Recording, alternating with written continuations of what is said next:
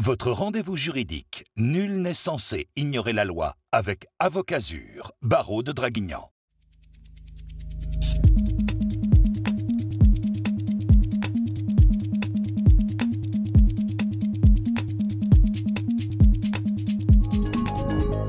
Soyez les bienvenus dans votre émission de conseil juridique sur Azur TV. Nul n'est censé ignorer la loi. Nous allons parler de l'aide juridictionnelle cette semaine, de l'aide juridictionnelle, mais aussi de l'avocat commis d'office. On se gardera quelques petites minutes à la fin de cette émission pour en parler avec Maître Audrey Adjimi. Bonjour. Bonjour. Merci d'être là. L'aide juridictionnelle, on était en train d'en parler avant de démarrer l'enregistrement de cette émission.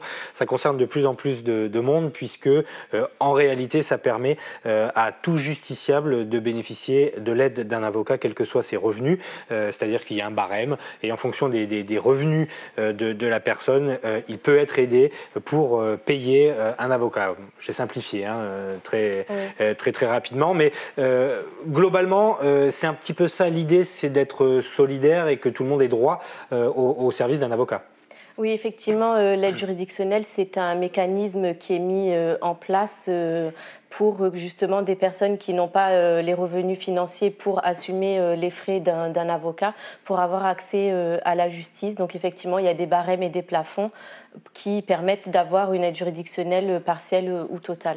Alors par exemple, quand on n'a aucune personne à charge, c'est-à-dire qu'on est seul, qu'on n'a pas d'enfant, pas d'époux, pas de personne à charge à la maison, un parent handicapé ou quelque chose de ce genre, par exemple à 1 000 € de revenus par mois, on est aidé à 100% par l'aide juridictionnelle. Et bien sûr, c'est dégressif en fonction des revenus et en fonction de la situation familiale. C'est compliqué de vous présenter le barème complet parce qu'évidemment, c'est complexe, mais il y a 3 tranches. C'est-à-dire qu'on peut être aidé soit à 100%, soit à 55%, soit à 25%. Voilà.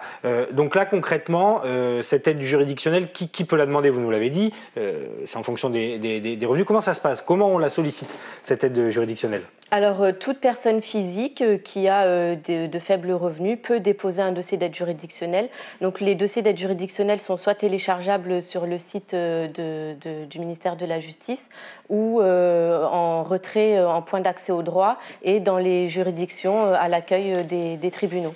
Alors voilà, ça ressemble à ça, une demande de dossier d'aide juridictionnelle. On peut donc se la procurer dans les tribunaux, dans les points d'accès au droit. Nous allons en reparler dans quelques secondes ensemble. Et puis c'est un dossier tout simplement à remplir avec des pièces justificatives à fournir. Qui l'étudie ce dossier avant même que l'avocat soit contacté? Alors, avant que l'avocat soit contacté, il n'est pas étudié ce dossier. Oui. La personne le retire. Si elle choisit un avocat, l'avocat peut l'aider à le remplir et à l'intérieur du dossier, il y a un document d'attestation de mission et là, l'avocat accepte la mission et il est désigné au titre de l'aide juridictionnelle. Donc, le dossier est complété soit par les personnes seules ou avec l'aide d'un avocat. Il est déposé justement à l'accueil du tribunal et ici à Draguignan, il y a une commission par mois. Le bureau d'aide juridictionnelle se réunit 1 fois par mois pour statuer sur l'ensemble des demandes. L'avocat, évidemment, quand il est contacté, il a tout pouvoir de vous indiquer si vous allez être éligible ou pas à cette aide juridictionnelle. Effectivement, on a un petit aperçu par rapport à ce que nous dit les Si un justiciable qui gagne 10 000 € par mois, qui n'a pas de personne à charge, requiert l'aide juridictionnelle, vous allez lui dire gentiment que c'est très compromis. Tout à fait. C'est un petit peu l'idée aussi du conseil. Toutes les matières du droit sont éligibles à l'aide juridictionnelle? Oui, tout à fait, oui. Donc, qu'on comparaisse au pénal, au civil, au tribunal de commerce, au prud'homme, on peut être aidé par l'aide juridictionnelle. Alors, on le disait, ça concerne de plus en plus de gens quand même. Vous devez en voir beaucoup, des justiciables qui ont besoin de cette aide juridictionnelle pour se défendre ou en tout cas accompagner une procédure judiciaire. Oui, beaucoup de monde nous demande effectivement d'intervenir à l'aide juridictionnelle et c'est d'ailleurs une des premières questions qu'on nous pose lorsque une personne veut prendre rendez-vous, de savoir si on accepte d'intervenir à l'aide juridictionnelle parce qu'effectivement la conjoncture économique, le taux de chômage qui augmente fait que beaucoup de personnes ne peuvent pas payer l'avocat et souhaitent bénéficier de l'aide juridictionnelle. À la différence de l'avocat commis d'office dont on va parler dans quelques instants, on peut choisir son avocat avec l'aide juridictionnelle à condition que celui-ci accepte. Tout à fait. Donc ça, en général, c'est plutôt bien perçu par les avocats. Sont de plus en plus nombreux à accepter l'aide juridictionnelle, d'accompagner les clients avec cette aide juridictionnelle. Ça fait partie aussi de notre métier de ne pas laisser en marge des personnes qui ne peuvent pas payer un avocat sur ses propres deniers et de les aider à accéder à la justice. Alors, c'est un droit fondamental. Quand on a droit par exemple à 100% de la couverture des frais d'avocat, il y a un plafond quand même de montant. Comment ça se passe? Votre rémunération, c'est encadré quand même tout ça? Alors, si la personne a droit à l'aide juridictionnelle totale, elle ne revient qu'à sa charge que le règlement du droit de plaidoirie de 13 €. C'est-à-dire que l'avocat, à chaque fois qu'il plaide un dossier, est redevable d'un droit de plaidoirie. Donc, on répercute sur le client parce que ce n'est pas pris en compte par l'aide juridictionnelle. Après, le client qui a le bénéfice de l'aide juridictionnelle totale n'a rien d'autre à régler. Si ce n'est qu'il ne perd la procédure, il sera forcément, lui, condamné à régler ses sommes. Mais au titre des frais, pas du tout. Et effectivement, aussi, les huissiers peuvent être aussi désignés au titre de l'aide juridictionnelle pour pouvoir exécuter les décisions qu'on a. Si on a une décision en notre faveur et qu'elle a du mal à être exécutée, on peut faire appel à l'aide juridictionnelle pour mandater donc cet huissier qui va essayer d'ordonner l'exécution, voilà. Qui va d'ailleurs l'ordonner l'exécution de cette peine. Une question sur votre rémunération. On ne parle pas là d'honoraires, ce sont des indemnités. C'était là où je voulais en venir, c'est-à-dire que je prends un exemple complètement farfelu, mais l'aide juridictionnelle ne couvrira pas 100 000 € de frais de justice. Il y a une sorte de forfait en réalité, c'est ça? Effectivement, on est payé en ce qu'on appelle des UV, des unités de valeur. Et dans chaque domaine, procédure, il y a des unités de valeur qui sont définies. On peut prendre par exemple un exemple du tribunal correctionnel. C'est 8 unités de valeur, donc à peu près 202 € puisque l'unité de valeur est à, de mémoire, 26,50 € à peu près. Alors, est-ce que ça garantit au justiciable un accompagnement complet de l'avocat?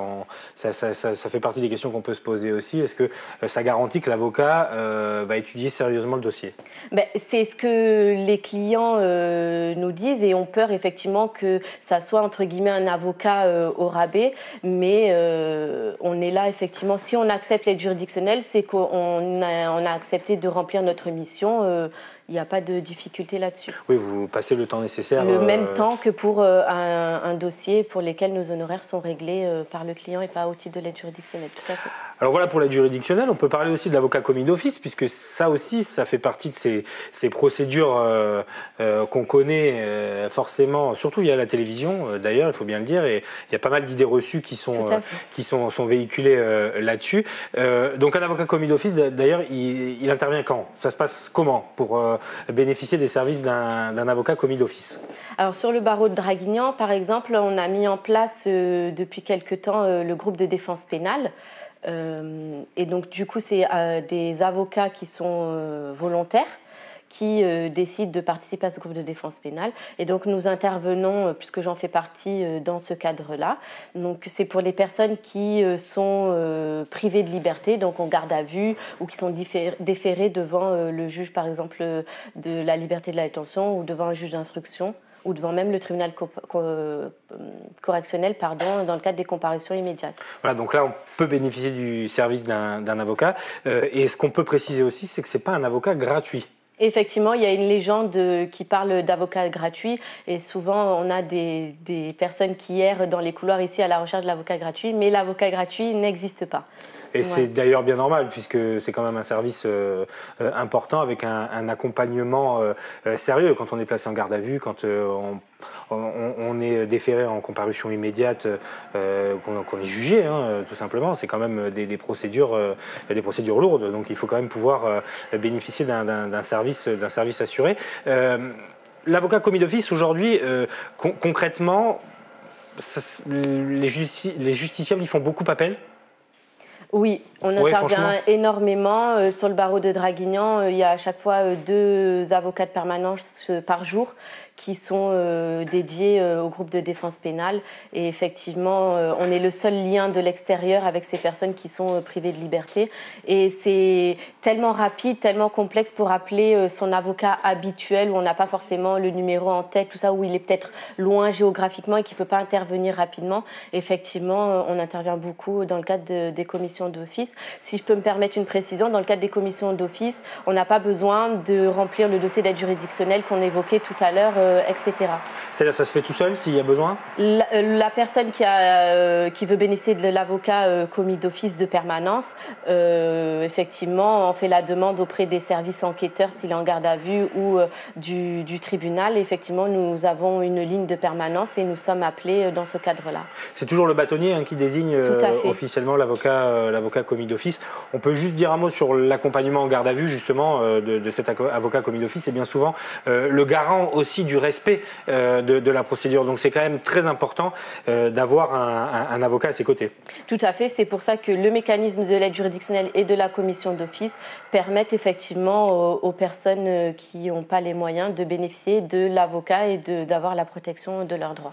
Une dernière question, Maître Hadjimi, sur les consultations que vous faites gratuitement pendant l'année. Vous pouvez nous expliquer un peu comment ça se passe? C'est dans les points d'accès au droit, c'est ça, où il y a des permanences qui sont tenues, des permanences en tout cas d'information juridique? Oui, effectivement, plusieurs fois par mois, le département met en place des consultations gratuites. Donc chaque avocat qui accepte la mission a des consultations gratuites. Et là, on reçoit toutes sortes de personnes pour les aider à faire des démarches. Non, alors pas du tout. C'est justement dans les points d'accès au droit, on nous met à disposition un local.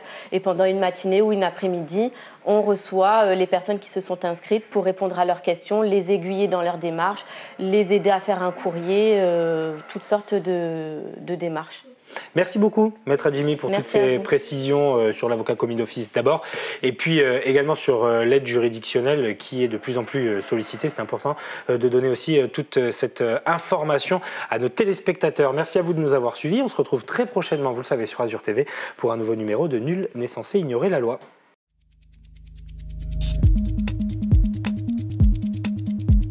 Avocazur, barreau de Draguignan, vous a présenté votre émission juridique. Nul n'est censé ignorer la loi.